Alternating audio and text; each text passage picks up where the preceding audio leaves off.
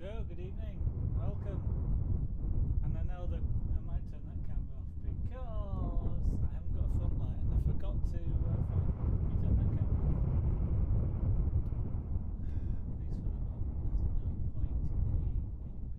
off. Hello and good evening, Wolfie. Welcome. I'm doing something different just because I wanted to do this. I've set this up today for me to play with. And I thought, you know what, I might as well stream it tonight. A couple of flight simulation, only a different kind of flight simulation. What you're listening to at the moment is wind. Remote control flight simulation. I used to do something called slope soaring, which is what's on screen at the moment. And what I might also do later on this evening is some helicopter simulation, because I could do with learning to fly nosing. What better, why not stream it at the same time, shall we say? So, this is what I'm going to do. This bit's a bit of fun, because I'm not going to be, so whilst I've done this, I shall probably crash it multiple times, because slope soaring is not as easy as it looks. But let's get this thing back. So it was something different. So, start by pressing the go button on this one, and we're flying. And this is quite real. But I've never flown this model in real life, so I have no idea how it flies. It's easy to crash like that. So we'll just start again. It is as easy to crash in real life as I've just done then. When you fly in gliders like this, you lose them over the slope, especially if you're on the top of a hill like this.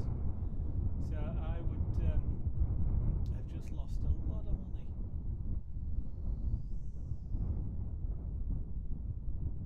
Because it's expensive. It's relatively expensive. These things they're relatively cheap, I suppose, in a way for what they are as a model, because of course you don't have engines and things. But as you can see, that wasn't actually a bad touchdown. But it is easy to lose these things, either down the slope, and here, if you where I used to fly, it used to be fields.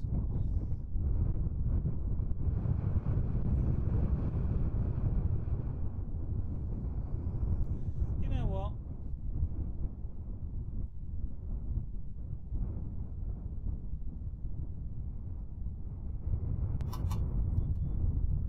The microphone wasn't reacting. Oh, bother. Okay, good evening everybody again. I'll start again. I was just talking, I did push the microphone button, but I have been reconfiguring my Stream Deck. And because of that, the microphone didn't turn off. So, let me just pause this, because otherwise... So, I shall start again. Welcome to the stream. Something different. What I started off by saying is that for a while now, a couple of months, I've been meaning to set these back up on my both two simulators, which I may play this evening. I've been meaning to set them back up on my computer for long enough. This one, because I always enjoyed flying model gliders off slopes. It's a very interesting way to fly them, and you can stay in the air for several hours, which is not very normal with helicopters, with gliders. And this particular simulator always felt quite natural to me, so and normal, like I would normally fly. So I was setting it up this afternoon, and I thought, you know what, let's have some fun and play it on the stream tonight as well. So that's what I'm doing. So I have been completely reconfiguring streaming as well, so to set these things up. I've got another simulator where I learn helicopter flying, and again I could do this year with being able to fly helicopters facing towards me rather than just away, and so that's another opportunity to learn to fly. So whilst I'm learning to fly, I figured I'd do something different on Twitch. Now hopefully that the wind noise, which is meant to simulate wind noise, isn't too loud. Let me know if it is. But it kind of normally does sound like this when you're on top of one of these hills. So let's kick this off. This is a glider I have never flown in real life. It's kind of, I've been playing with it for a couple of hours today. It kind of flies like one I used to fly, so sort of. So at least I'm slightly familiar with it, but it's a long time since I flew a real model glider off a slope, and I am really not much good at it. And when you are flying off a slope like this is the danger. I've just lost sight of it. I cannot fly that at all. It will crash. So the nice thing about a simulator, of course, is I just do that and I'm flying again. But it is so easy just to lose a plane off the back of a slope like I just did, that you know, potentially it can get quite, what's expensive. You end up doing a lot of model repair, and because it is when you're flying in high winds often, and you get off the back of back behind the slope where I'm sort of stood here, and the thing will just literally cartwheel, which rips wings off and tails off and all sorts of things. So it can be quite expensive. Certainly in terms of time, even if the remote controls aren't damaged. So this is kind of a cheaper way of doing it.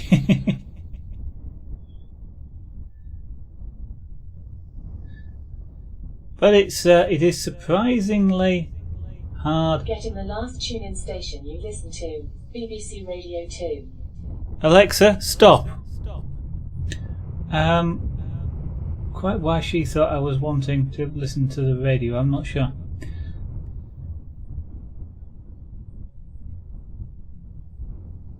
And I've completely lost track of what I was saying. But never mind. Yeah, this I'm actually starting to get back into the hang of this now. It's it takes a lot of concentration, and it actually is surprisingly tiring to do this in real life.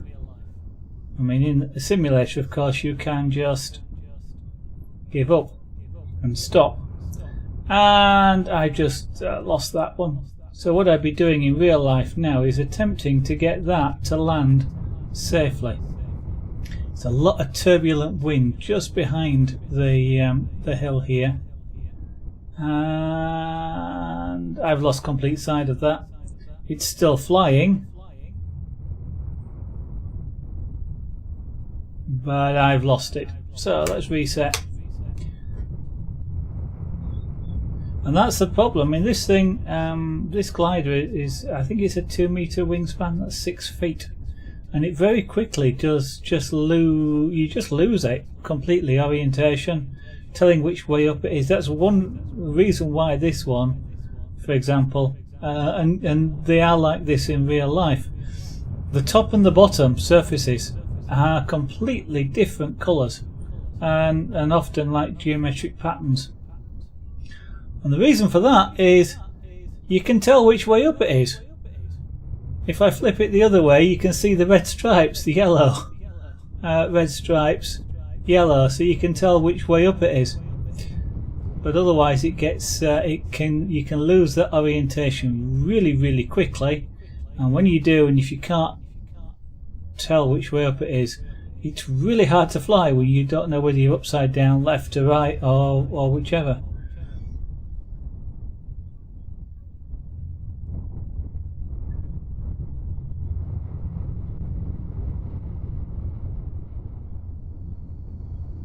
One of the things that always used to be, if you can get a good soundtrack when you're out on a hill with, well, it was cassette tapes when I last flew, but cassette tape and headphones in, some nice songs.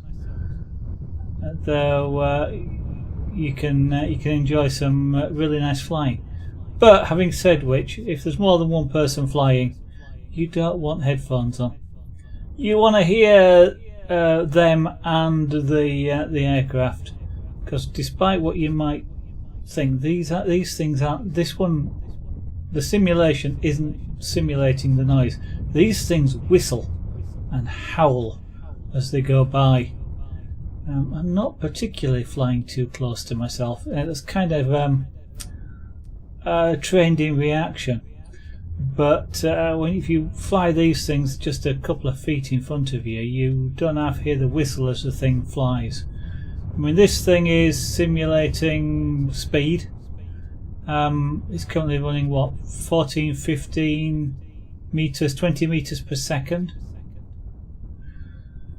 So that's what those numbers are across the top. I wouldn't know what they are in if I was flying in real life, although you can get some electronics for gliders that will give you these things.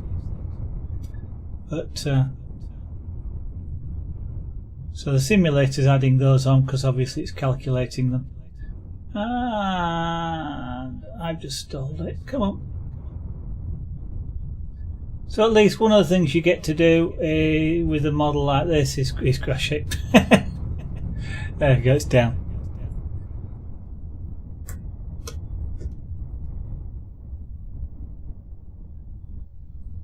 So I'm not being creative tonight. I'm playing with the results of being creative, because I used to make these things, gliders like that. That would have smashed it into tiny bits. That's what they call a black bag crash, because it would go home in a bin bag.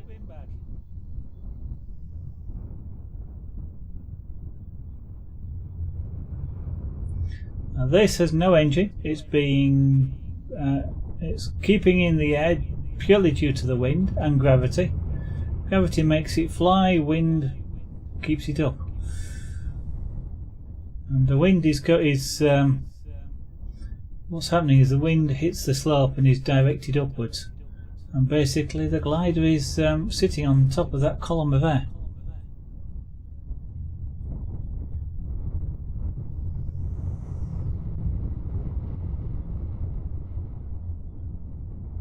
Oops, I'm off the back of the slope, and that's it, it's down. There is a type of slope gliding, as it's called, which actually you can fly off the back. It's called dynamic soaring. Never even seen it. I've only seen it in simulators. Don't really understand it, but the gliders do well. I kind of understand it, but they fly really, really fast in loops. They're looping all the time, and it's they're flying in a vortex off the back of the hill. On a really sunny day like that this simulator's simulating at the moment, this is especially if it's not too cold, because of course if it's this is snow in real life, this would be absolutely freezing, and especially with the wind chill. And essentially when you're flying these things, you do actually just fly them backwards and forwards across the slope, always turning away from the slope in theory. That way then you don't go over the back of it, and you let the wind take you up, and you can perform manoeuvres and all sorts of things as you cross the slope. I lost orientation. So easy to do. This is one. These sorts of simulators. This isn't a game. I mean, I know you get things like Microsoft Flight Simulator. That isn't a game. You get the Train Simulator. That isn't a game. Euro Truck Simulator is sort of a game. This isn't. There's no game features to this at all. This is it. This is all you just practice. This lets you practice. You can change things like change the wind, gust speeds, and things like that. And you can we'll change to a different glider in a minute. But you can try different gliders. A lot of these gliders that are in these games, or models that are in these games, have either been professionally developed or developed by people that actually fly these, and they tweak them and tune them until they actually fly to them like they do in real life.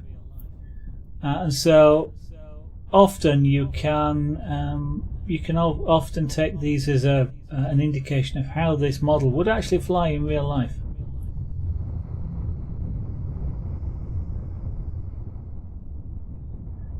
Now what you've got on screen is something that you wouldn't normally see at the top, which is you've got things like height, airspeed, vertical speed,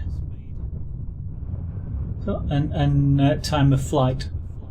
And of course you've got a magnified view there, which in the top left, which is something you wouldn't ever see in real life, of course. And what you've also got at the bottom left and bottom right, those squares with the crosses, they're an indication. I'm actually using a radio control transmitter for this, and they're an indication of exactly how I'm moving the controls. So you're actually seeing me move the controls, and I'm flying this just as I would do a real slope soaring glider. It's called a slope soaring glider, which is hard to say. They're often shortened to slope soarers because it's a bit easier to say, because it's a glider, it's soaring, and you're doing it on the slope.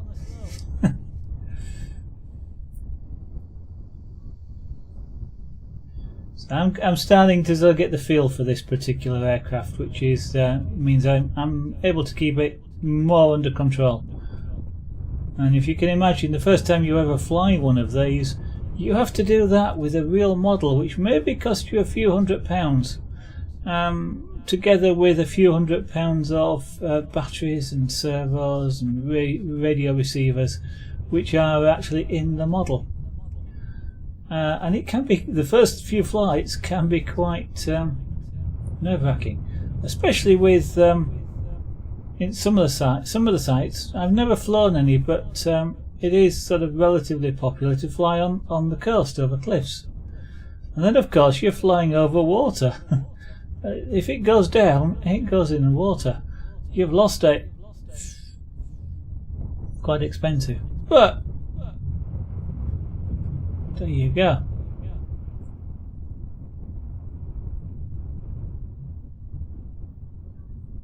I can tell which way that is, again, as I say, because of the yellow on the wing. And I've lost that off the back, which is a silly thing to do. So what I'd be doing at this point is what I'm trying to do here, which is find somewhere safe to land, but I've lost that behind the hill altogether. And at that point it crashes because you cannot see to control it.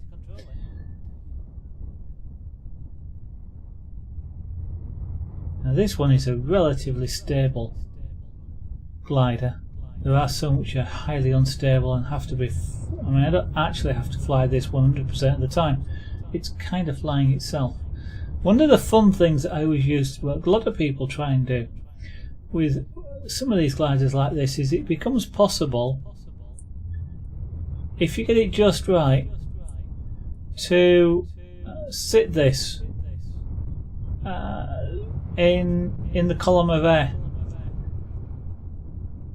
so you don't actually have to have any control at all. It will literally just sit. You can almost park it in the air.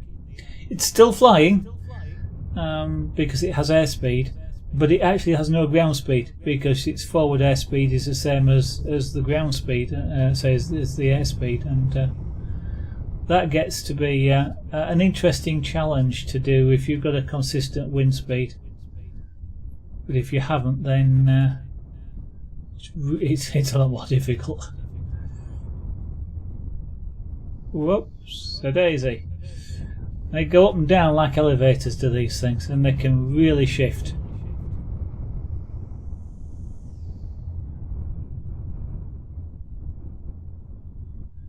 And I've lost it off the back again.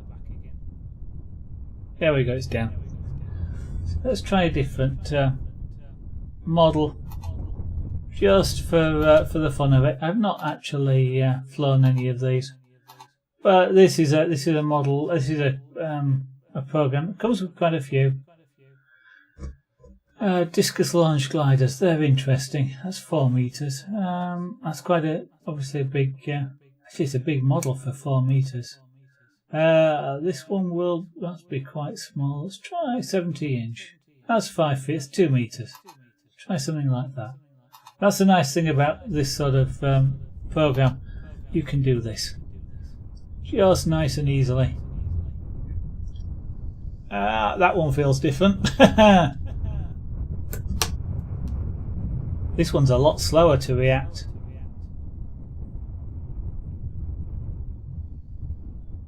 It's heavier as well.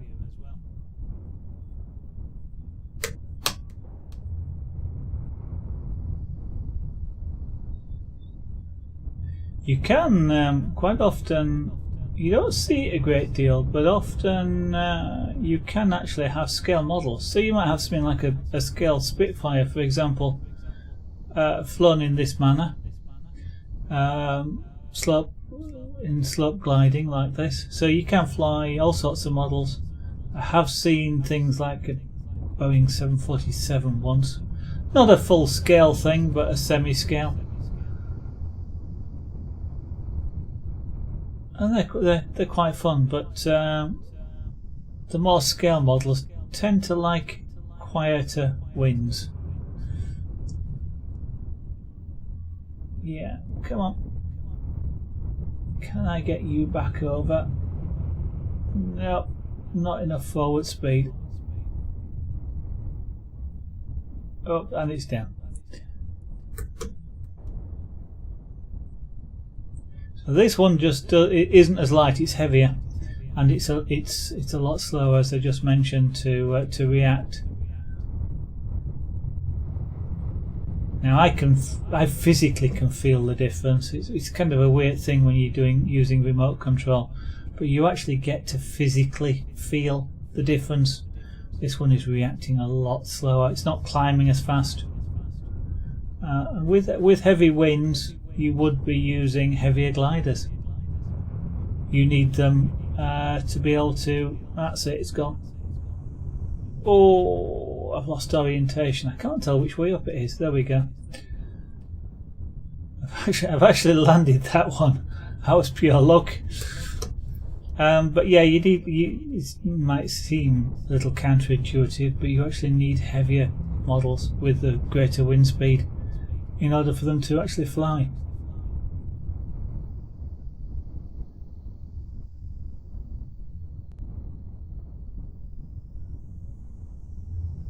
I wonder if I can find. I wonder if it's such a while since I've used this application. I can't actually remember what planes are in here, or what gliders are in. This one doesn't feel. It's snap rolls. Okay, I was going to say it doesn't really feel that aerobatic.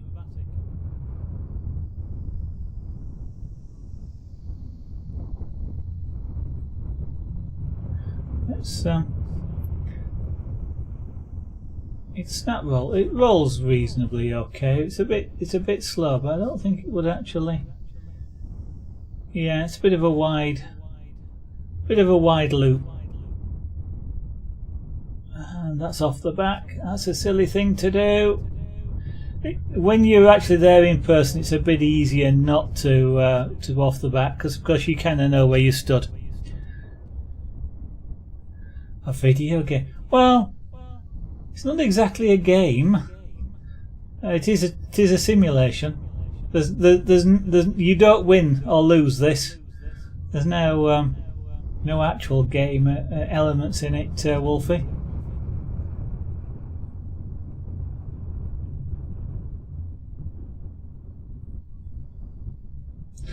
But this is I was going to say this is the sort of thing I do when I'm not on the stream, but I haven't been doing this for quite some time, which is why I set it up this afternoon and charged my radio transmitter up so that I could actually use it to fly. And I figured, well, why not do this?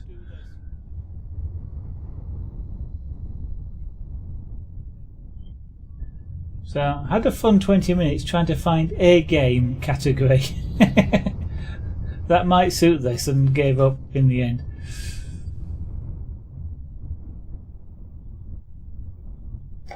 That's not bad for an axial roll.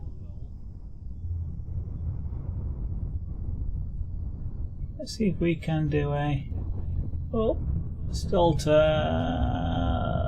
Yeah, well, it's sort of a stall turn. Are you going to be fast enough to get back over the slope?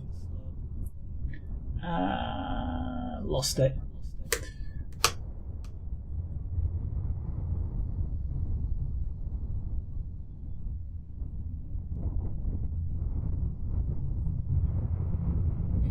Daft as it sounds, even though I am concentrating quite a lot on flying these things, it's relatively easy to reach at.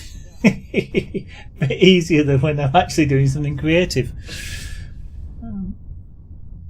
And I don't have the face cam on, just purely because I'm backlit here. I forgot to find some form of lamp to do a face, to light my face, so there's not much point in having the camera on.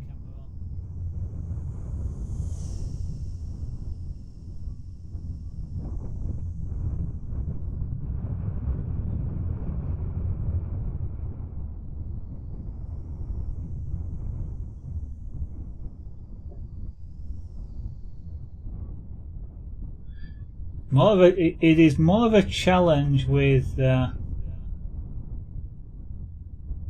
slope gliders, flying them upside down, which is what I'm trying to do here. It's a long time since I've done this. I'm way out of practice. I give up. But that's the idea of these programs, is for you to practice these sorts of things, because as you can see, the number of times I've already crashed this, I wouldn't be flying for several months while I rebuilt models.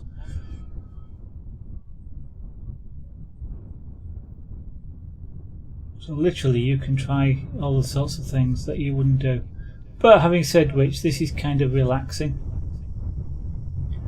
because I kind of enjoy sitting, or standing in this particular case, on top of a hill with the wind blowing, a nice blue sky, and chucking one of these off the front of it.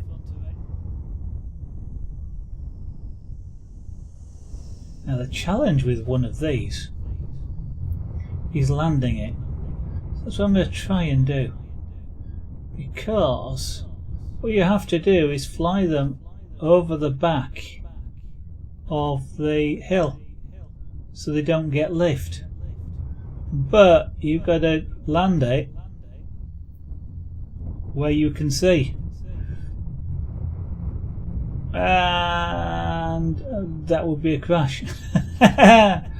Okay, let's see if I can do it.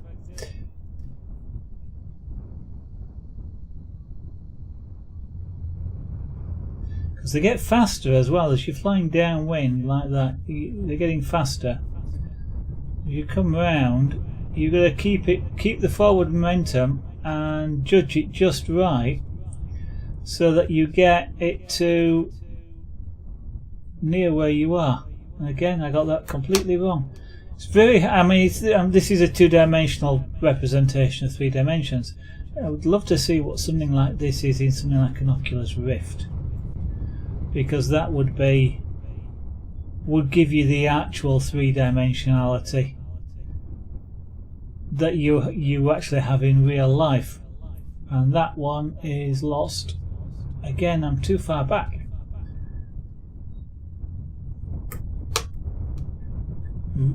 So you can do this is an excellent sort of use for these sorts of things. This sort of thing is because trying to judge distance there to get that, again, that's below where I thought it was. It's further back. Distance, these things go a lot further than you think. Nope, again, trying to get it on this bit I can see.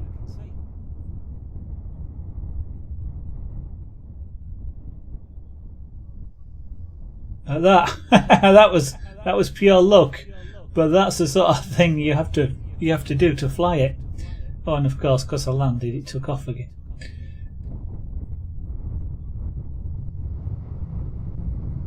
Now, one damaged airframe. You see, that means I broke it. Don't think this has air brakes. Nope. You have air brakes. No, you've got smoke. That's good.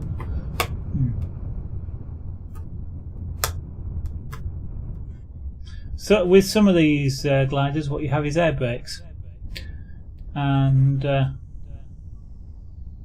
which allow you to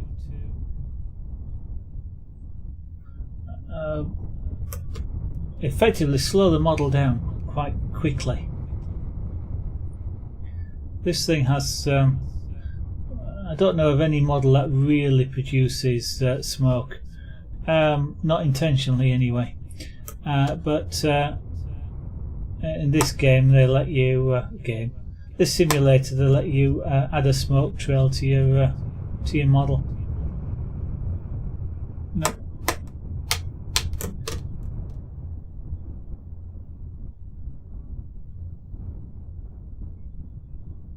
And this isn't as easy as it looks. I've had quite a few people that I've known over the years that have gone, oh, it's just like a computer game, you know, and whilst I'm not using an Xbox controller or that sort of thing, you can actually use them on these.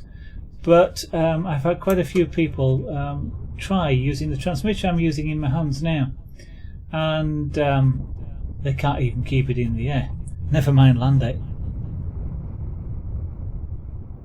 Hey, Wolfie. Yeah.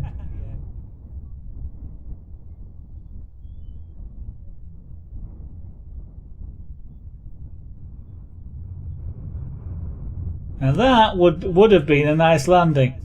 It's almost what they call a stall landing.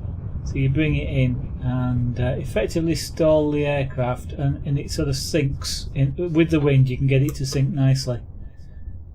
So literally, I'm just practicing landing here, not very successfully.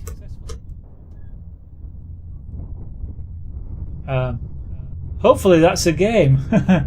Or is it some new internet terminology? Creepypasta.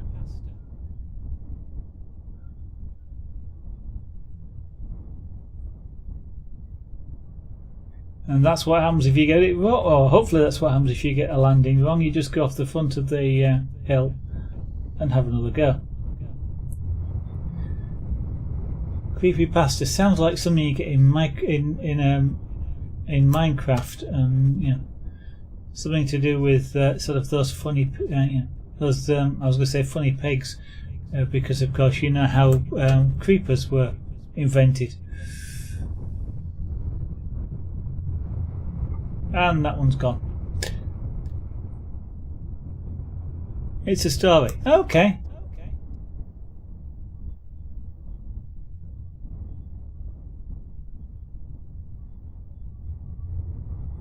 Now that's kind of a stall landing, but too far back.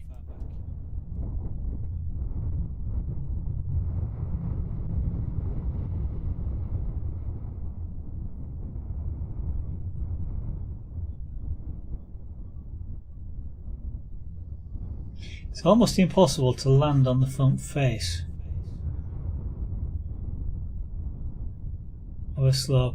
Sometimes one of the if it gets a real problem of landing, and that's a crash, one of the ways of doing it is to actually land across the slope. See if I can do that.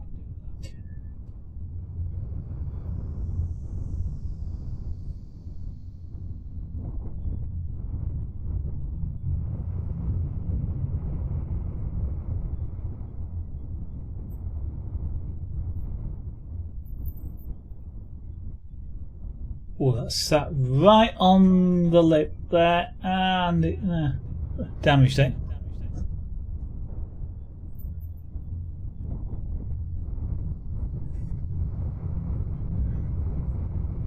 Stories told like a book. Okay.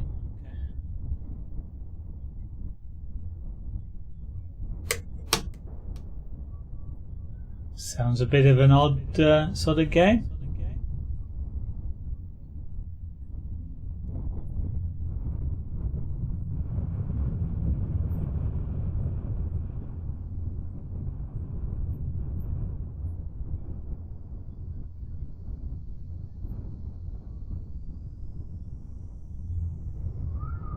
Bang.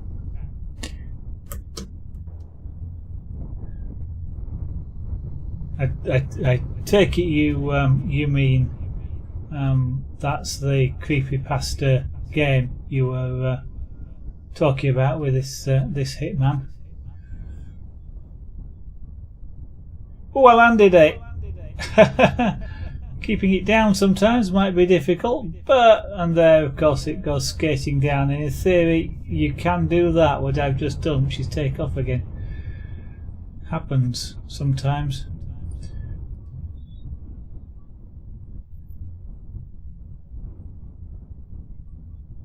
It can be damaged. It can be really hard to get one of these things to land.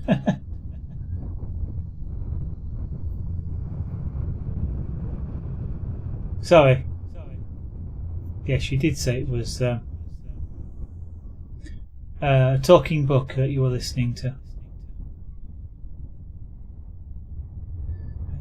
I don't listen to any of mine anymore. Well, I used to listen to them a lot when I was driving in the car, because I was driving long distances, so I could actually hear 2 or 3 books sometimes whilst I was driving on the journey. But and I always used to listen to them whilst I was programming, but I don't do that anymore. Too many interesting streams when you're at home to even when you're programming. It's a story about playing a game with a hitman. Okay, that sounds like a dangerous thing to do, actually. And I just stole that.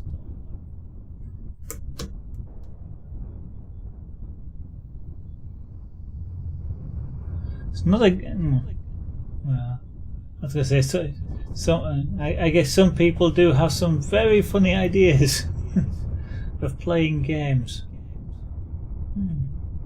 Try and, you know, who wins, you or the hitman?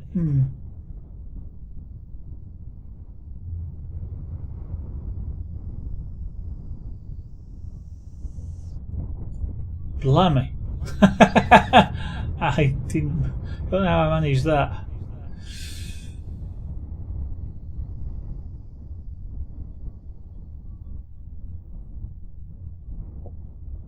And that's a stall.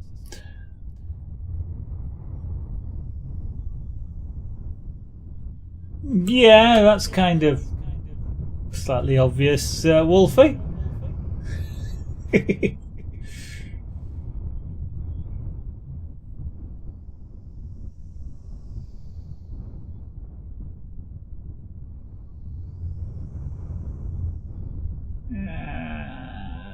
And around, and I haven't got enough momentum to get back, and that's down. Let's switch to a different model.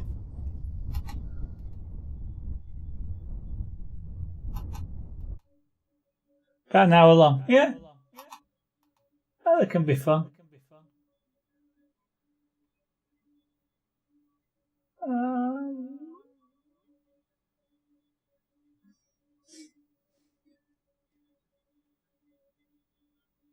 I wonder if that'll actually fly off there.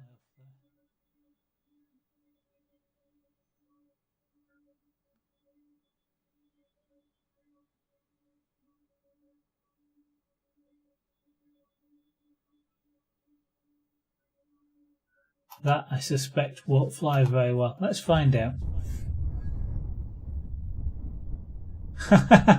Oh, I see. It was kind of like a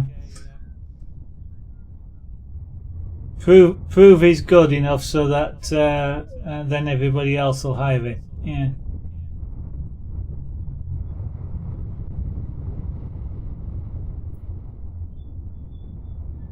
Now this is interesting. This type of model is called a flying wing because it's a wing, and that's it. and it's actually quite nice in this wind.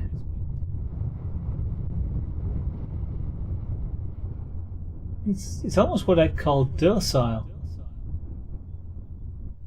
Which is unusual for a flying wing. They're usually quite snappy.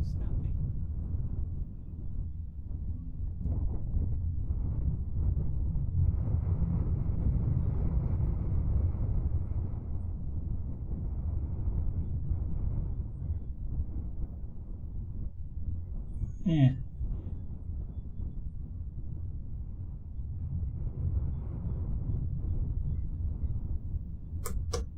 It is, it's a really docile model, is this?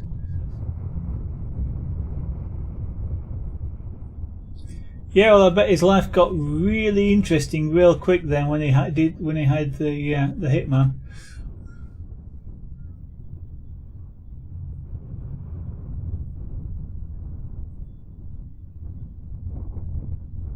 There we go, I've almost parked that.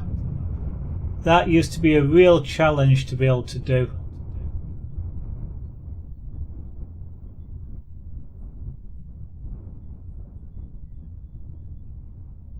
It will just, naturally it will hunt backwards and forwards across the wind.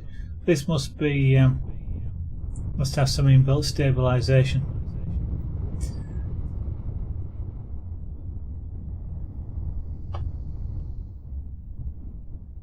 This loop's not bad.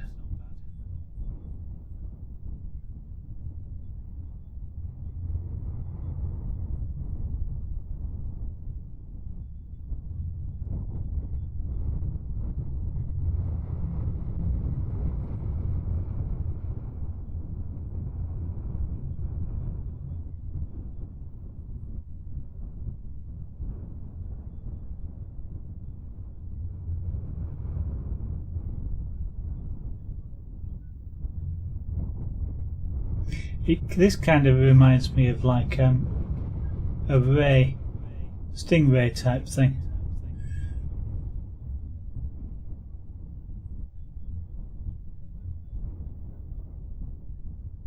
At that point I'd have stepped backwards rather quickly.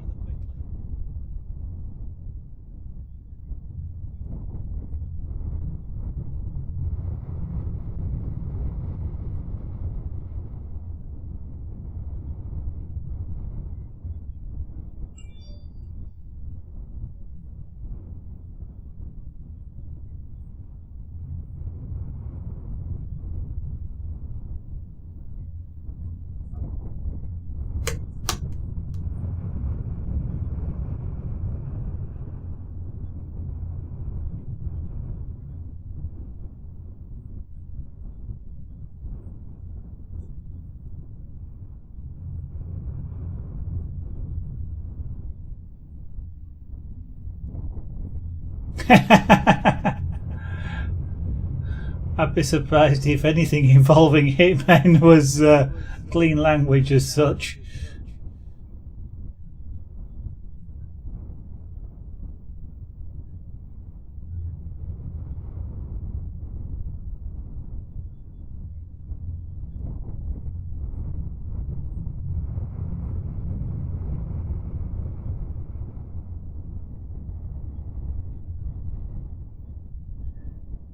Now that's where I don't particularly it depends on the story, I guess. I don't particularly sort of, a lot of the time I don't particularly feel that some stories derive any benefit from the more graphical descriptions that they put in, which they're basically just doing for sensation.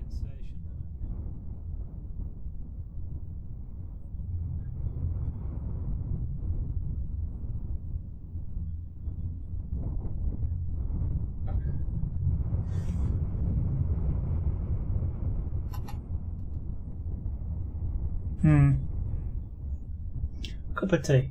It's another thing you can do with one of these simulators. It's a bit harder in real life. Just stop for a minute for a cup of tea.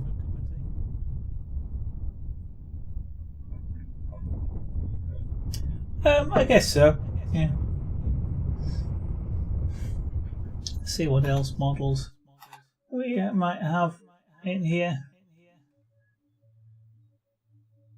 Okay. As it just happens, somebody here has a Spitfire. Let's see what that looks like. Flying. Restart. There we go. Yeah, Spitfire over the White Cliff. I wonder if there's a scenery of the White Cliffs of Dover just for the fun of it. Now this is not as aerodynamically as good as some of the other gliders I was flying a moment ago. This one needs to be flown a lot more gently. Let's see what happens if I try. It's a good roll. It doesn't snap very much, but I mean these were supposed to be really. Yeah, it falls out of the loop a little bit. Of course, this model Spitfires resemble rather than are fully aerodynamically matching the real thing, which was supposed to be, of course, reasonably aerodynamic. So, hey, spiral, can we do up, over, and no? It's a long time since I did a wing over.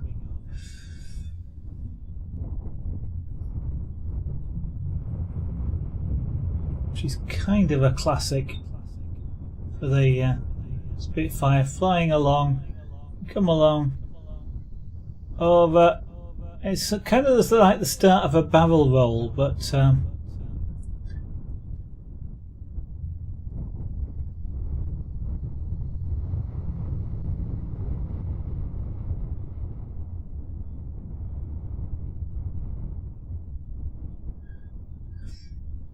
it was built in World War II. Yeah, it was. I mean, it was a surprisingly amazing aircraft for World War II, though. I mean, it was based on an airspeed record holder, the Vickers Supermarine. It had it was a relatively fast aircraft for the time, highly manoeuvrable.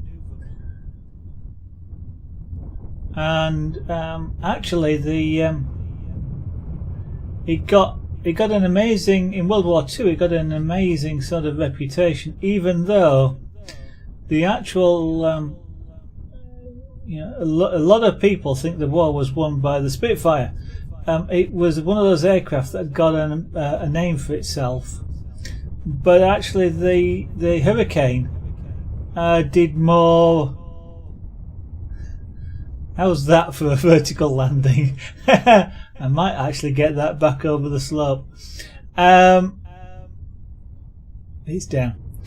The Hawker Hurricane actually was more, shot down more aircraft, and there were more of them in the war. The Spitfire did just have advantages over the Hawker Hurricane, but it became, the Spitfire became a legend, and it was sort of like nobody wanted to say they were shot down by something. They were always shot down by a Spitfire, even if they were non-flying on that day.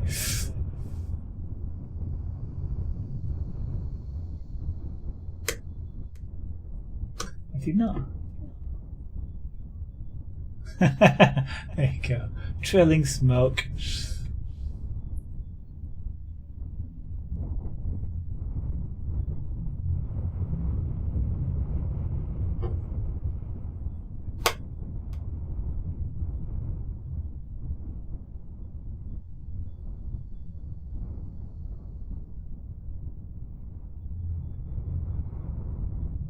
Yeah, lost it.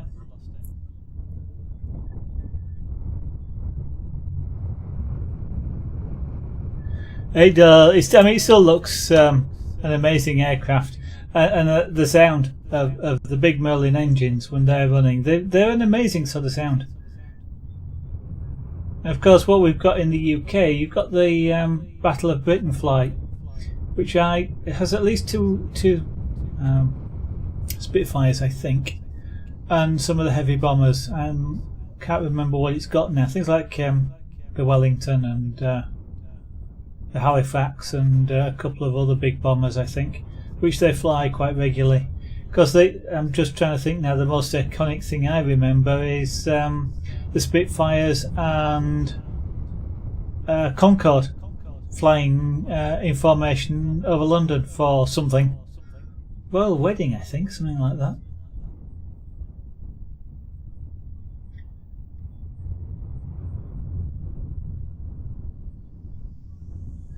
I don't actually know, to be honest. Technically, who had the best aircraft in World War II?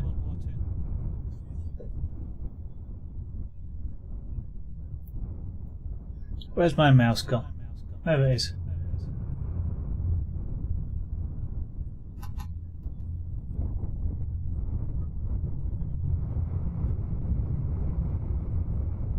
Okay.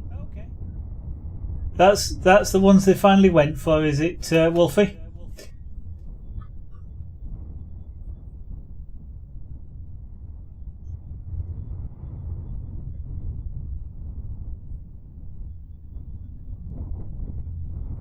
And crash.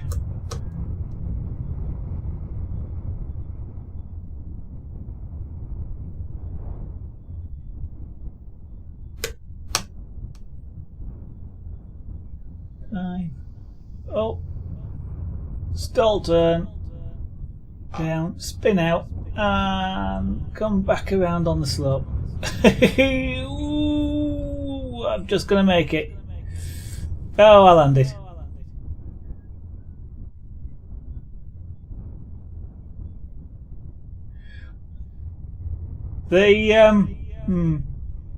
You kind of may be right, but I mean the advantage the Germans had is they had a cannon which fired right down the centre of the propeller,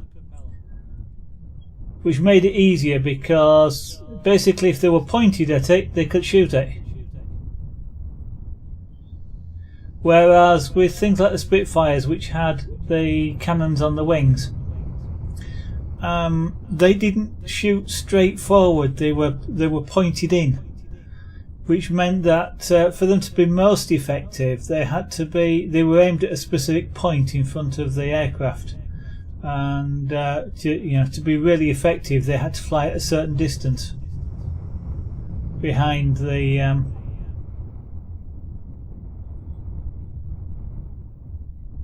behind what they were trying to shoot down.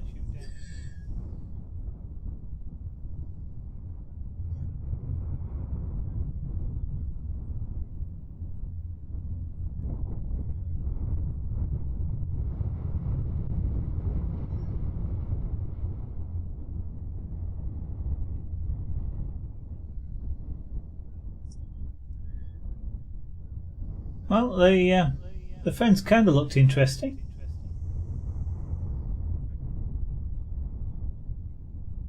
Full turn, roll and pull. There we go.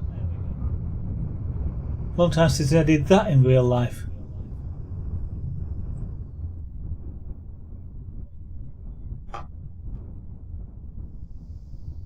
And I don't think I ever did it on the slope. I did it with a powered aircraft. Okay. I don't really know. I kind of not fantastically. I'm not a kind of an aircraft buff as such. You know, I don't know everything about them. I kind of like the shape. It's the artist bit in me. You know, it's that shape there, the elliptical wing, for example, or you get something like the Wellington bombers with the big 4 engines. I forgot what they were now. But just some of the shapes involved, just like the Concorde. And I mean the Japanese Zeros, for example, just are not fantastically. I don't fantastically like a gull-winged shaped aircraft. So it's that's kind of more my interest in them. I think what I'm going to do now is switch simulators. Because this one is just a simulator that I used to relax with. Turn it over, pull it back, spin it around, do the same thing again, and do that.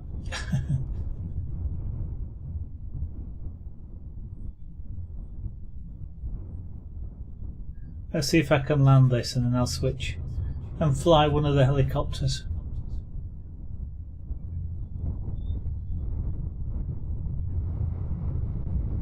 These are easier to, or they'd be easier to land if they have flaps. This one doesn't. It has smoke.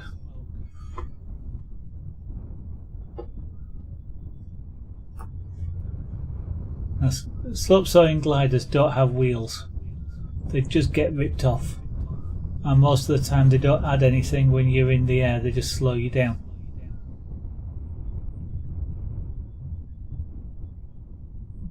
I've lost that one.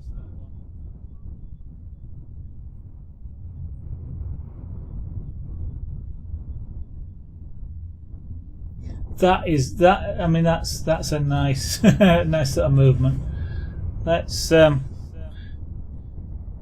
switch to that, and we'll terminate this one, and let's bring up the other simulator. Oh, there we go.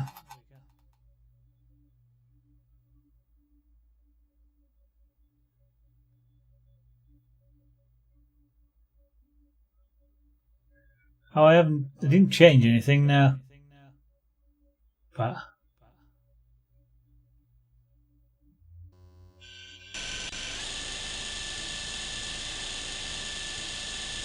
let's make that full screen.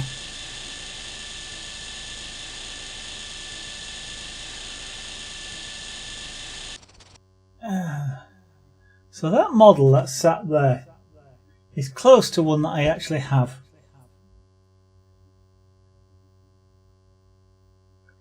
This one's called a T-Rex. T-Rex 450. It's called 450 because those white blades are 450mm diameter.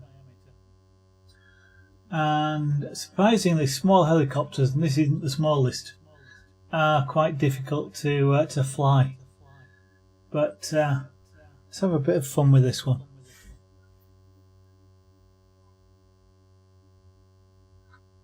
Yeah, I will try, because if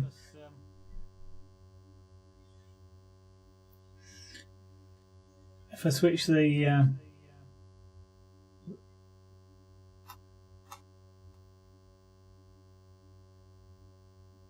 oh yeah, I'll switch that one off as well. Yeah, I've forgotten that was there. Hello.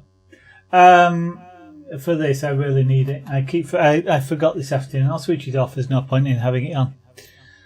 But let's fly these helicopters. So I fly one similar to this in real life. Only mine doesn't have the little black paddles on it. That's what's called a flybar. I have something called flybar-less. So I don't have those black paddles.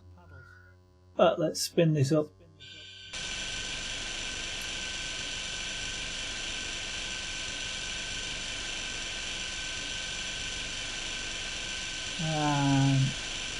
One thing you learn with helicopters, and most beginners, or almost all beginners, are very reluctant to do, the best way to get this off the floor, pop it in the air like that.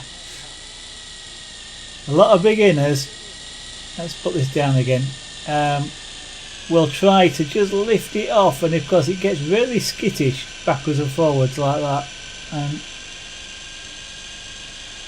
if the ground's at all not level, it starts wandering sidewards and tipping, and as they try and just gently ease it off the ground, and it's because it's like trying to balance a ball on the end of a hose pipe of water. It's really hard to do. The best bet is just to pop it up and off of that what they call ground effect, and it becomes a lot easier to control. So I have one of these, as I mentioned. and I can actually fly it better in real life than I can fly it in the simulator, which is kind of good.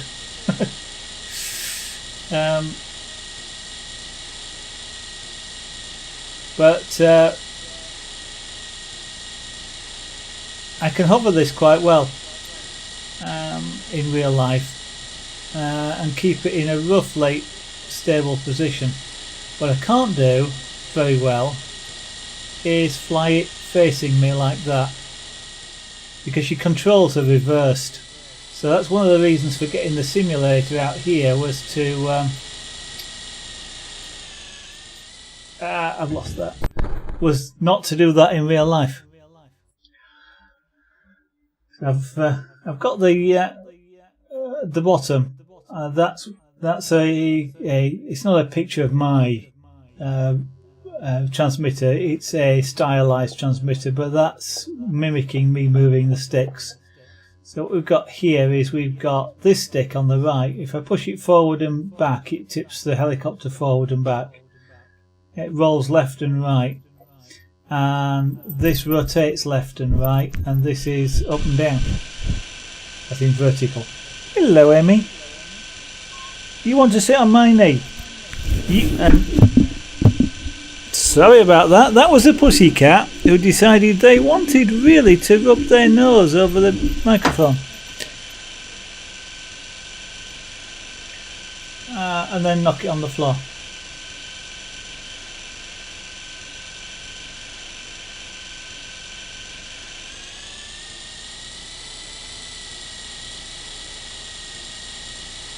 Now the thing when you're flying these is and beginners always do it. They do one of two things, or they start by watching the rotor disc on the top. Now you can fly a helicopter by watching that rotor disc, because where that goes is where the helicopter goes. If I tip it forward, what I'm actually doing is tipping the rotor disc forward, and the helicopter just follows. And similarly when I tip it left and right. Come on, stabilise. There we go. But that's the wrong thing to watch. What you should be watching is the nose of the helicopter. But there again, once a beginner gets over watching the rotor disc, they watch the tail, and it's wrong, because if I push right, oops, there's it. If I push the nose right, the tail goes left, and it kind of confuses a lot of people. And of course at that point there I would have just severely hurt myself with flying that rotor disc into me. Do not push those off of there, Emmy. She was trying to push the magic dots off the front of the desk. That would not have been a happy thing. I've never actually hit myself with this rotor blade, but I'll load up in a minute a larger helicopter of the equivalent of where I did hit myself, and boy did that hurt. A 10cc engine driving a 6-foot blade at full speed, hitting your shin bone. It wasn't a comfortable walk back to the car, I can tell you that. Amazingly, I didn't shatter the rotor blade. But when I'm flying in this direction, forward makes it go forward, reverse makes it come backwards, left is left and right is right. But if I actually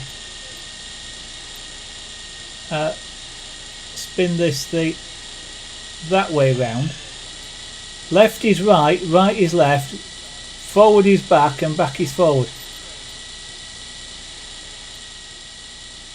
And it's amazingly hard to control, just because it's reversed. And that's what I need to practice, because in real life I am kind of really reluctant to take what is sort of a €600 helicopter and do that. Because it's not very long before I lose orientation with it, and I just cannot. I can't keep it in the air, basically. I do have a little tiny one that I did learn to fly on.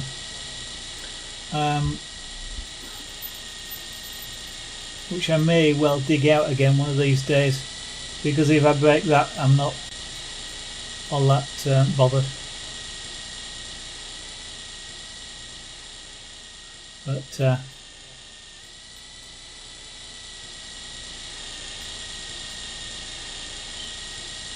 what's been said about flying helicopters, you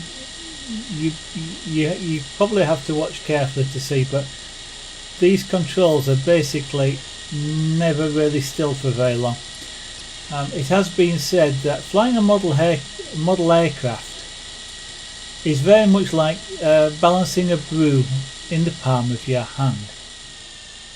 But flying a model helicopter is a bit like balancing that broom on your forefinger, whilst you're balancing 4 others on your other fingers. Because you do have to basically almost keep all the controls moving at the same time. If you get really relatively stable like I am here, they're not moving very much, if at all. And the real pilots, I mean, I am a pilot, but a real experienced model helicopter flyer, this model would be rock still. It just wouldn't move. They'd be moving, making that minute corrections. It would literally just sit there. It would look like it was fastened in mid-air, even if it was windy. They've got amazing skills. I can manage about this sort of thing in real life. And this sort of thing. I just keep practicing the hover. The hover's the hardest thing. In theory, you can fly a model helicopter like a model plane. So whilst it's moving forward, it moves very much like a plane does. And they are relatively, therefore, from that point of view, easy to fly. And even flying towards me, I can fly a helicopter like this towards me quite easily, because I'm used to flying the planes in that way. But when you want to stop it and bring it into a hover,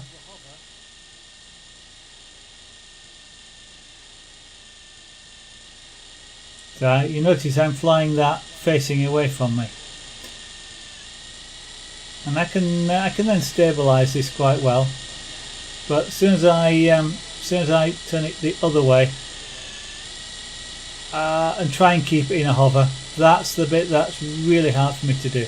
And as you can see, I can't really do it.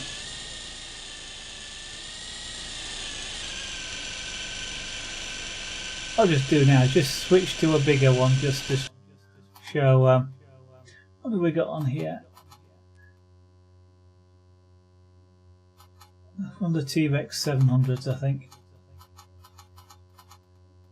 Let's try the fly-barless one. So this has got a 60 centimetre rotor disc when it loads up.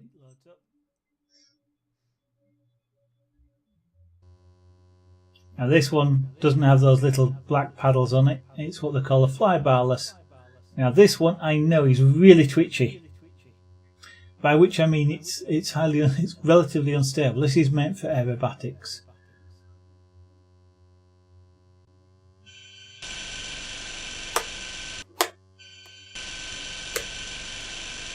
There we go, mode 1.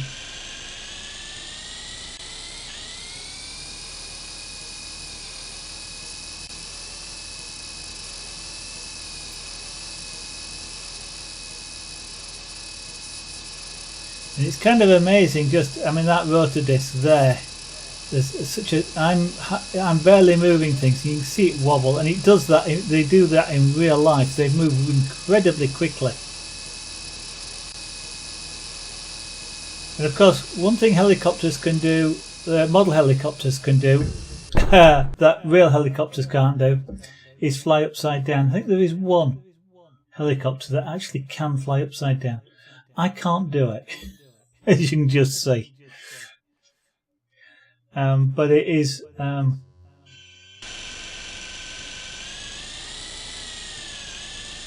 usually with helicopters, if you're going to try flying them upside down, you do it. There we go. Oops. You do it at reasonable height. This one probably isn't set up right. My transmitter, that is, set up right to fly this, because you have to modify the control configurations to fly one of these upside down.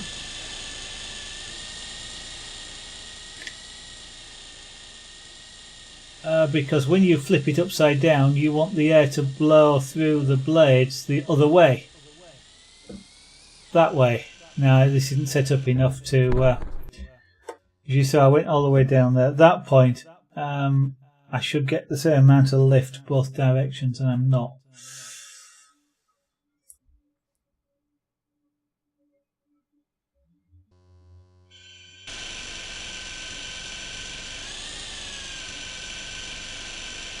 And that hopping up and down of the rotor disc there, that is real. It really does happen. By the way, anybody who was watching who was interested in programming, this application, this game, is actually written in Java. So people who say you can't write, no, not enough power there. People who say you can't write fast things in Java. This is simulating the rotor blades rotating. And I'm running 50 FPS as well. Sorry, 60 FPS. That's unstable.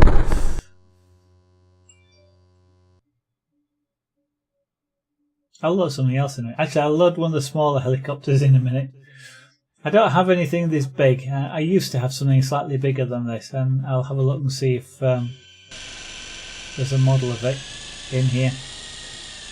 Oh, stabilise, thank you.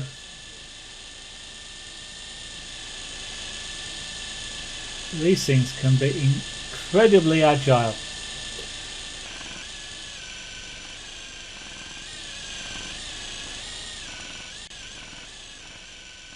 This one actually isn't quite as agile as they are, but I'm bouncing that, and with these, some of these, especially the smaller ones, that will hop up and down like it's on trampoline. I cannot fly these aerobatic wise, and what I was just doing then I would not do in real life at all. It's not fun to be hit by one of these things, and it'll break windows very easily. But in the right hands, this thing will dance.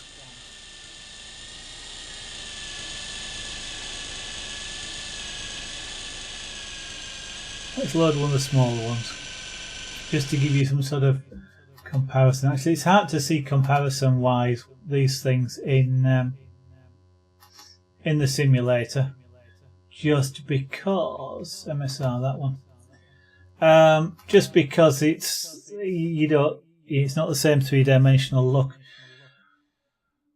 This helicopter, this little tiny one here, I was going to say I could get one. I've got one of these. I could get it and show you, but without the light it's kind of difficult. But this thing is only about 6 inches long.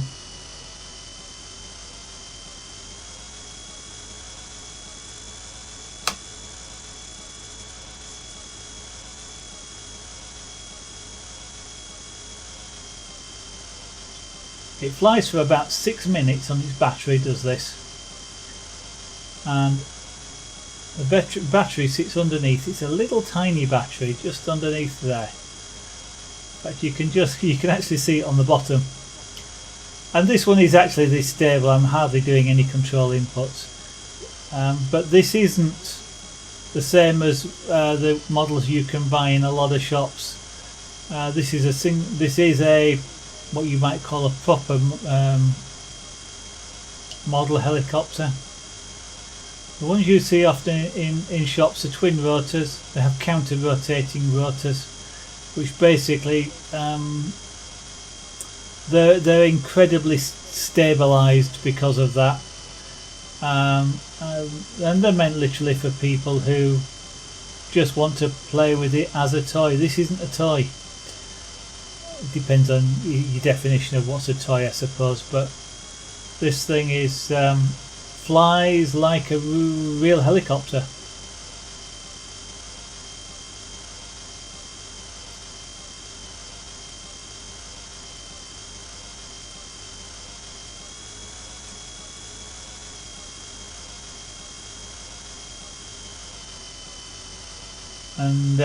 And these blades, even though they are literally, they're less than, they're about 120 minutes, about 4 inches across.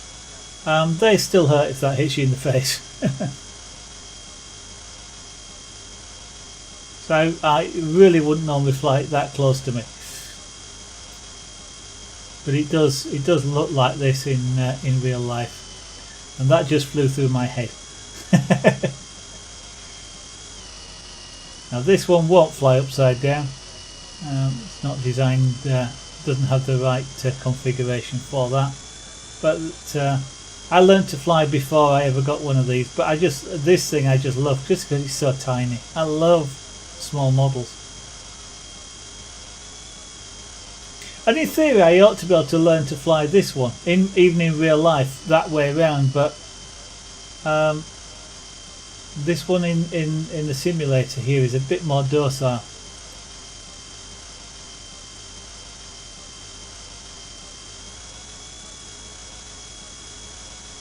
If I try this in real life with this particular model, I do crash it.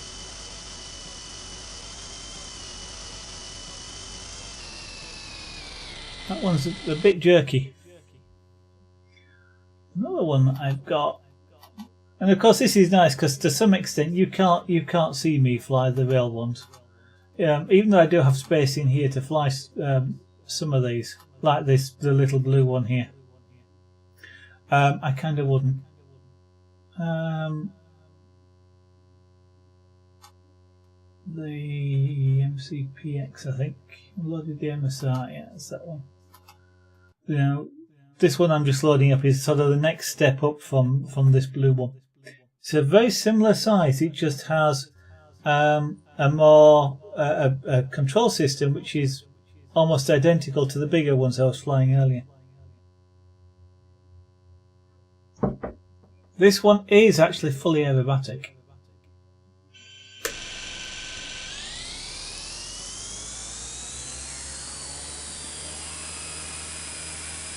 In real life as well as here in the simulator, although again I don't think my sticks are set up properly to fly this upside down. Let's try. Flip it and do that. Oh yeah, this one's got enough power to fly upside down and crash.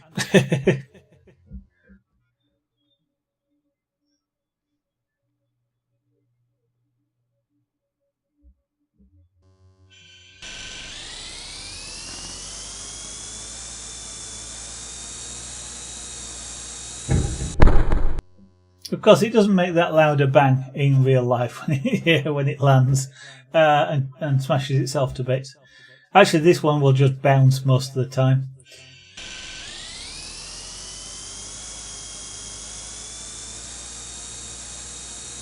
Don't think I've ever broken anything on this one. See if I can bring this one a bit closer. They are really tiny. They will sit in the palm of your hand, will these? You can see this one isn't as stable naturally as the other one. The other one I was able to fly a lot more easily.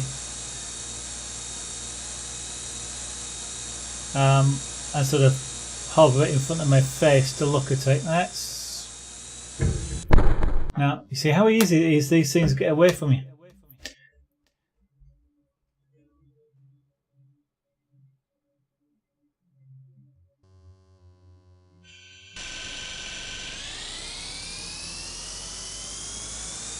Oops, there's it. There we go. Yeah. And in real life, this thing is almost as twitchy as this to fly. The bigger the helicopter is often easier to fly. They're often a lot more stable than the little ones. These little ones can be incredibly twitchy. There are videos of people doing aerobatics with these inside their homes. So, you know, this little helicopter here, it's called the Blade MCP if you want to look up the videos. But they are as incredibly twitchy as this. The bigger the helicopter, the larger the diameter of the rotor. There's a lot more mass in the rotor, and it becomes like a gyroscope, which basically stabilizes everything. And so the bigger ones, when they're not set up for aerobatics, are a lot easier to lift off and fly than the tiny ones. But the tiny ones are just so much sort of fun and cute and dinky and nice to have. There's the next one that I have. There isn't actually a model for it on in here. It's what they call a T-Rex 250. It's got a 25 centimetre main diameter rotor, which is about twice the size of this. But it's amazing what you get used to, because when I fly the 450, which is what I started this particular application with, it always seems really massive after having flown these little ones and the 250.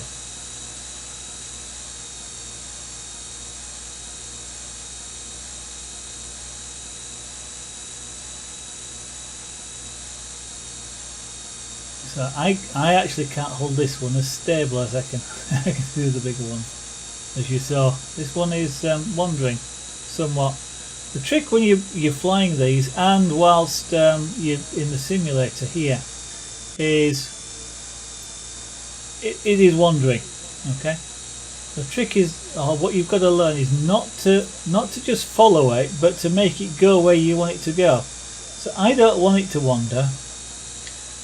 But what I could do is just, you know, it's going over there, I can just follow it and get it to stop and whatever, yeah. But what's happening then is the models, it's what it's described as the model is flying me. So if it does something like wanders over there like that, what I do is stop it, bring it back to where I want it to be, and then get it to stop there. And if it wanders off, again, stop it, stabilize it, bring it back to where you want it to be. Because the helicopter should follow what you want. You shouldn't follow the helicopter.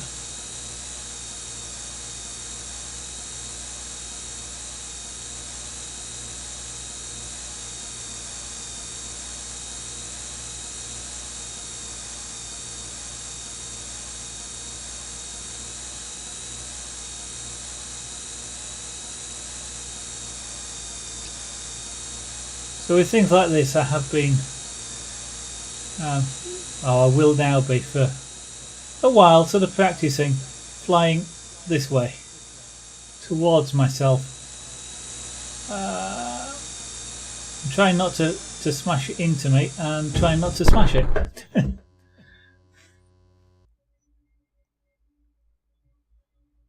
What is up with Streamlabs tonight? It is a bit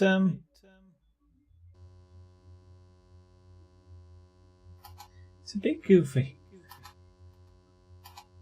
Let's have a look at just seeing. I think what we've got in here, yeah, is let's have a bit of fun just for a few minutes. Let's load one of the iconic helicopters.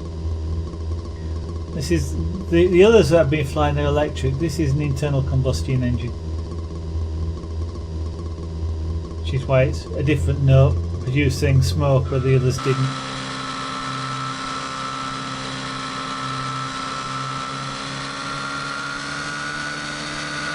Now that's got, oh seriously, I thought this one had the engine doesn't usually continue running afterwards. I thought this one had retractable landing gear, but I probably don't have it set up on this transmitter.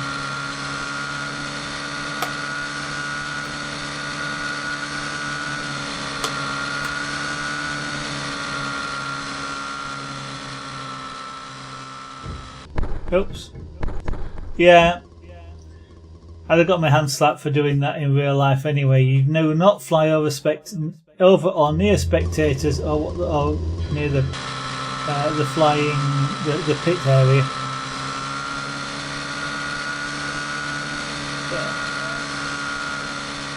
If you didn't recognise it, this is a model of Airwolf.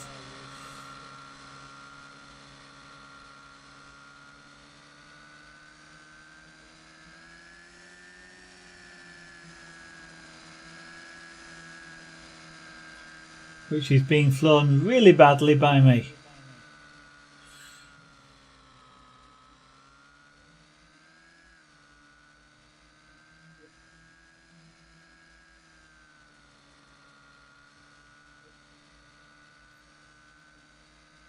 So having said earlier that you can fly these things like planes, you can. I'm just not really very good at it.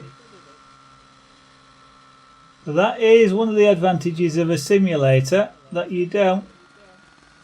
There we go. You don't have a problem when you crash it. It doesn't cost you anything to reset. But that actually is an amazing difference when you try and fly one of these, anything, in real life. You wouldn't even try some of the things that you try in a simulator. That sort of start, for example, takes a lot of skill to do. As you can see how close I'm getting to crash it. It's the iconic, sort of takeoff for this. But I wouldn't want to try that in real life myself, just because the chances of crashing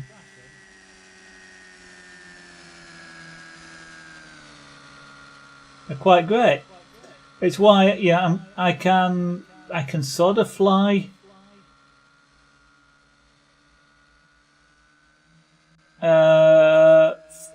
what they call nosing towards myself, but I'm kind of afraid to try it in real life because 600 euros of helicopter, or at least sort of 40 euros of a new set of blades, is not something I want to have to pay.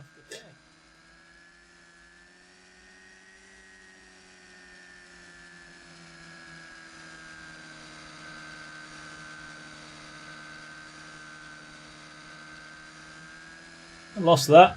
I lost orientation. What else have we got in here? The last not 15 minutes of the stream. What have we got in here? Anything with a turbine on it? Hold on. Here's an interesting one to fly.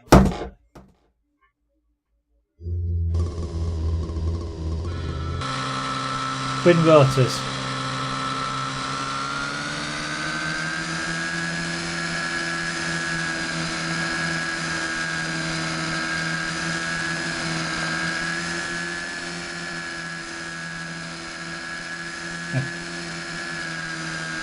This one is not as stable as the sort of the twin rotor things that you buy in shops, but because it's got twin rotors, it is actually a lot more stable than the single rotor helicopters. Because the two blades are counter-rotating, so they take away a lot of the difficulties that you have flying a single rotor.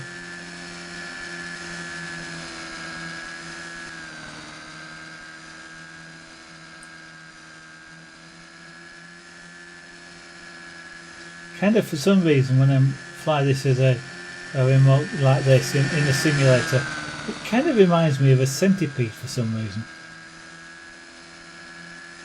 And I don't know why.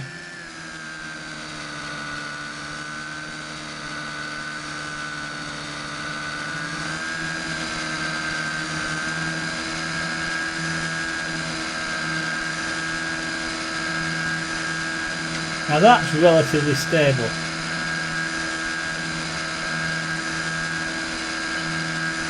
All of these models in this particular thing here have been tuned by somebody who flies one of these, for example, and they've tuned the flight characteristics until it acts just like the model does in real life.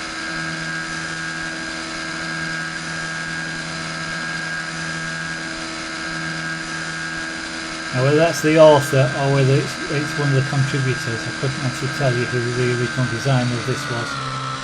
But that's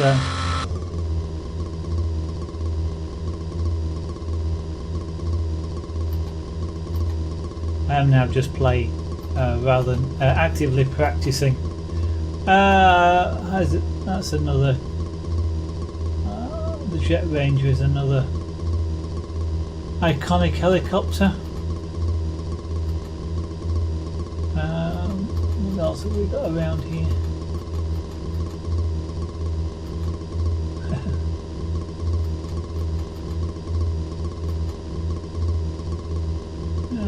Yeah, that's a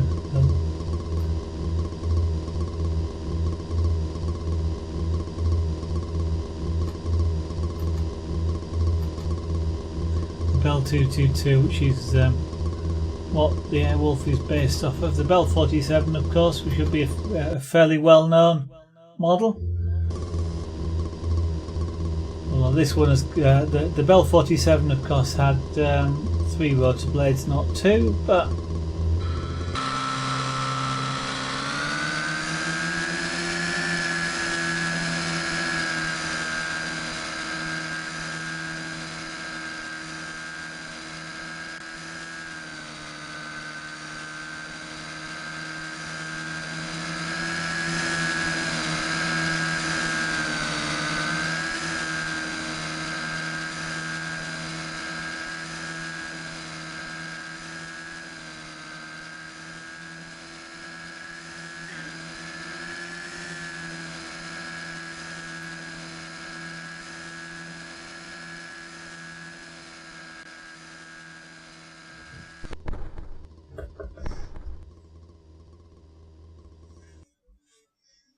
as it says in the title, crashing in a simulator so I don't have to in real life.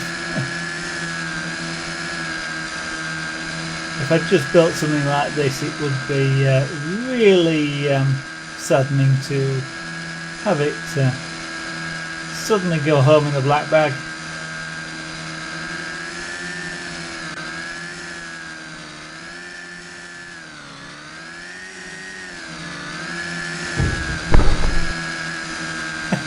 Smashed the undercarriage off.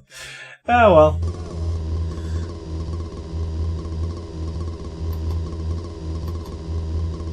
This actually game, I don't know if it's still enabled, but you can actually fly this in this game. You can actually fly with friends. It is possible to do so. It was set up. I don't know if it's still enabled. Net play.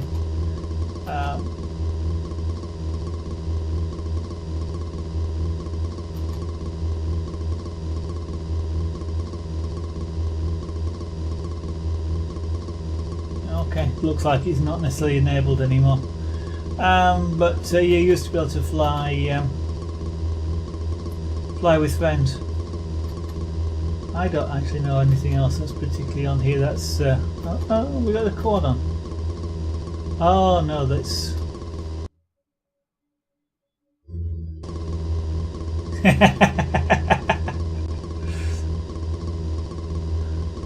yeah, that's there. I never did get around to finishing that. That was one I was doing. It's electric, but as you can see, it's got an engine on it and it's floating. I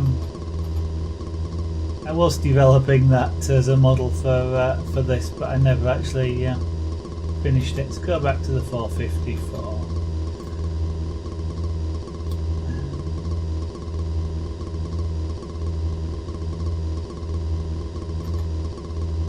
Let's load that one for the last 10 minutes. Actually, this one does have planes in it as well. Maybe we'll load up one of the jets or something.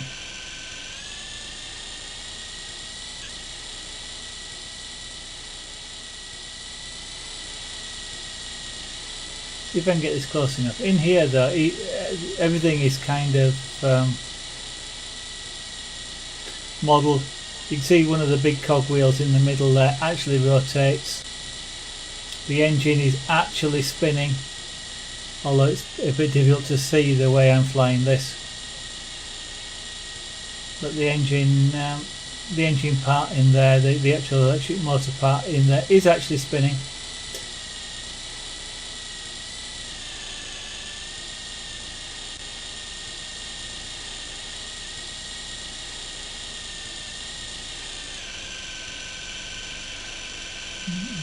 I don't think you can see the engine. No, you can't. You see the battery in the front there. I say engine, but it's an electric motor.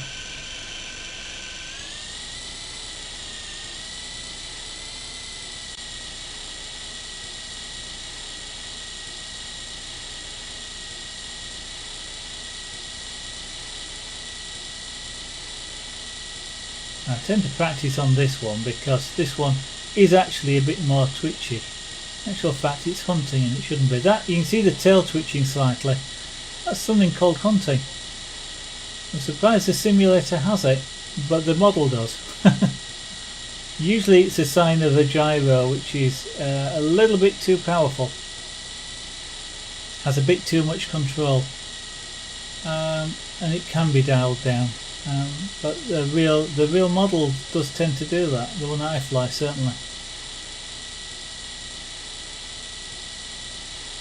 It is even modelling some of the little quirks like that.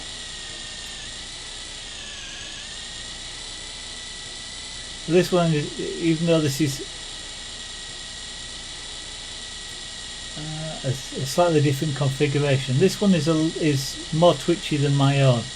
But that's kind of good, because if you can fly something twitchy, when you get something that's a little bit more stable, it's easier.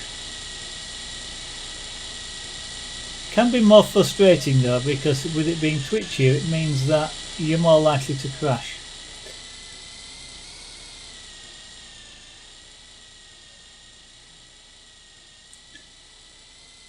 Which can be sort of frustrating. I mean, at the moment, I would not have let something get away from me like that. But there again, I don't try turning it around. But when I'm trying in real life at the moment, because even if I could fly this perfectly, nose in, as it's called, towards me, this is nose out or tail in. Even if I could fly it the other way perfectly, I'd be very reluctant to turn it around. So what I have been doing is flying it sideways like that. Because you're kind of half and half there. You're not quite nose in, but you're not quite tail in either. Just to get used to seeing it in the different orientation. And here you see what I did. I was losing control, so what I did was I flew it out, which I probably wouldn't want to do in real life, because I tend to fly in a somewhat more restricted space. But so I turn it sideways and then try hovering it, because it's the hovering which is the hard, not necessarily the flying. As I say, I can fly towards myself as long as it's moving forward. It's when it's hovering, because effectively when it's nosing towards you and you want it to go away, you've got to go back, which is opposite when it's tailing. And of course you learn to fly that way, and with a model plane, even when you're flying it towards yourself, you're sort of imagining in your own head that you're in it, flying towards you, and therefore you naturally control things in the right way. For some reason, helicopters, for me, just don't gel the same thing. Probably because it's hovering. So when I'm flying the helicopter forwards and I spin it around, then I can fly it towards myself, but not in hover. Okay, Wolfie, have a good night.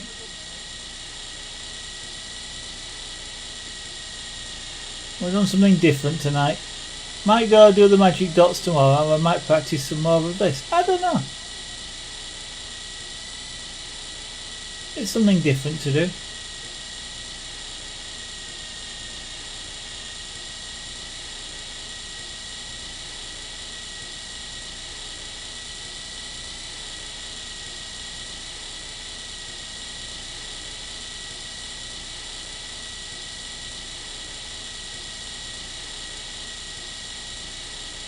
there's one thing about a simulator, and that is these models like this, battery doesn't go flat after 6 minutes, because that's about as long as this will fly on its battery. It's about 6 minutes in hover. It'll go to about 10 if you're flying it forward all the time, because it takes less power to fly forward than it does to actually hover.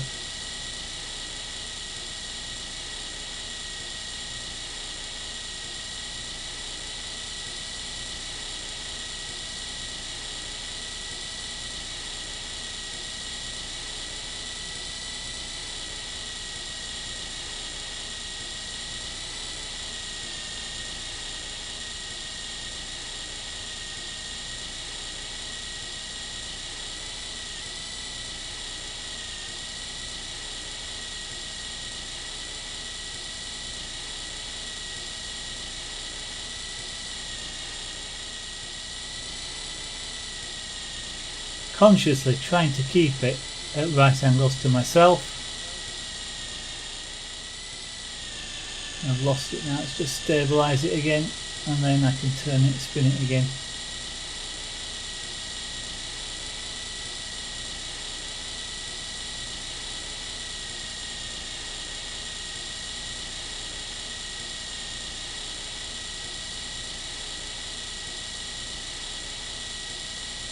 You have to get used to watching the nose.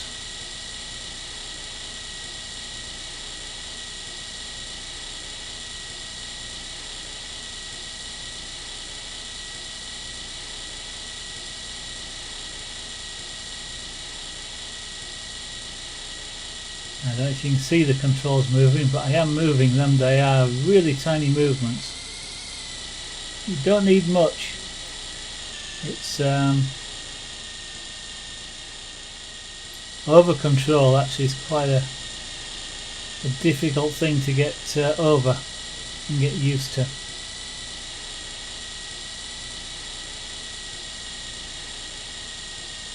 You tend not to want to use extremes of movement, extremes of control, because that does rapidly make a helicopter go unstable.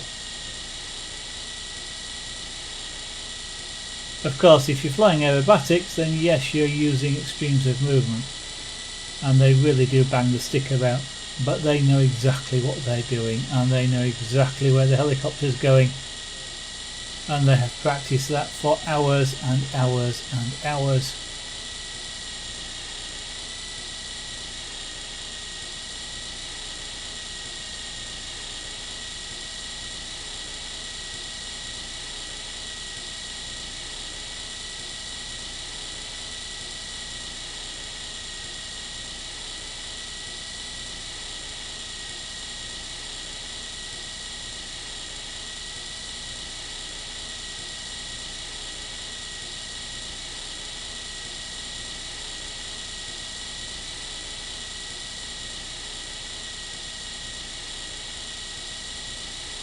I'm quite pleased. Like this, I don't know how long this particular flight has lasted, but I am quite pleased with it. It's amazing when you are flying these in real life, just how much concentration it takes.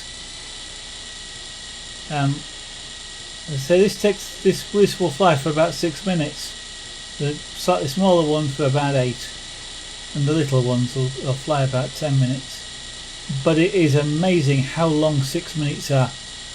When you're hovering one of these things, you go, how long is it? And if you manage to look down at your transmitter, which can be quite hard to do because they go unstable really quickly, then you get really surprised when you find you've got another 3 minutes to go or something like that. In fact, the transmitter I'm using here has a timer on it, because what you don't want is the battery to go whilst you're in mid-flight, because it will just come down rather quickly. And because the battery is supplying the power for the controls as well as the main motor, if it cuts out, as the lithium-ion packs do, lithium polymer packs do, if they discharge so much, if they cut out, then you've lost all control as well. So what you want to do is you want to land it before the pack is anywhere near discharged before it's anywhere near starting to lose voltage. Now as it starts to discharge, as you're getting near the time limit, you can actually feel the helicopter does get a little bit more sluggish, and generally speaking the rotor slows down. You can feel it slowing down. You usually find yourself increasing the throttle and going, hang on a minute, and you realise then the timer beeps, and at which point it's time to land fairly promptly. You've then got about a minute of power left before it will cut.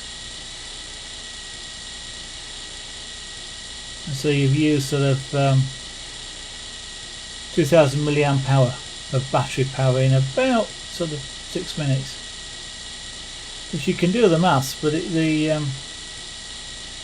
you're pumping, and was about anything up to about 30 or 40 amps sometimes into the motor. At 22 volts in this particular case.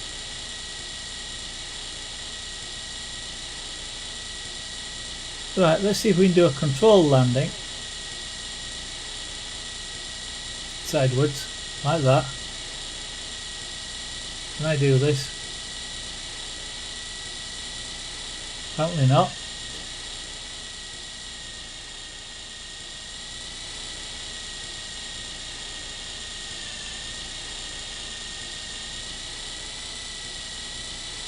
Stabilise, come on.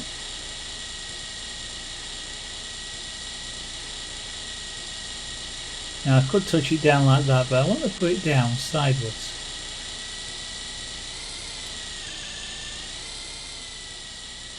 When you're used to flying model aircraft, one of the things that you get used to, if you get a problem, you shut the throttle because it gives you more time. With a helicopter, that's fatal. To give yourself more time, you open the throttle and go in the air. Airspace is safety. The higher up you are, the longer it takes to fall, which means you've got more time to correct the mistake.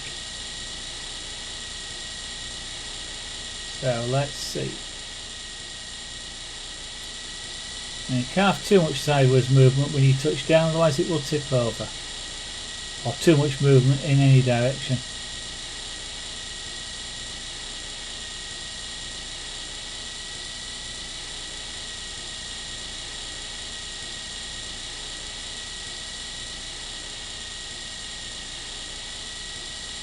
So I'm trying really hard to stabilise this.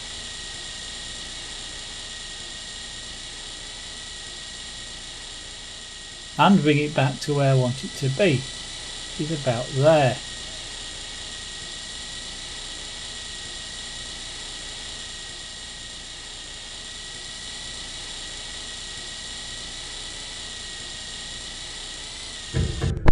Now, oh well. That's we'll call that a day. That's been quite fun for me anyway. Hopefully if you've been watching, that's also been fun for you. At this point I'd put the face cam on, but there's no point, you can't see me, and I don't have the other camera configured in order to switch to that one. Actually I do, but I mean, yeah, it's too awkward. Thank you anybody who's watching. Hopefully it's been fun seeing me practice in a simulator. These are two quite nice simulators for doing just what I've been doing, and hopefully you'll come back and join me on the next stream. Whether we'll do this, might do, might not, I don't know. I'm just trying something different, and as I say, it was I needed to practice, so it was a good opportunity to share that practice with you guys out there. So next stream will be tomorrow evening, 7 PM UK time, GMT, thereabouts, or soon after then as I can manage. Hopefully if you'd like to, you can join me then. Bye for now.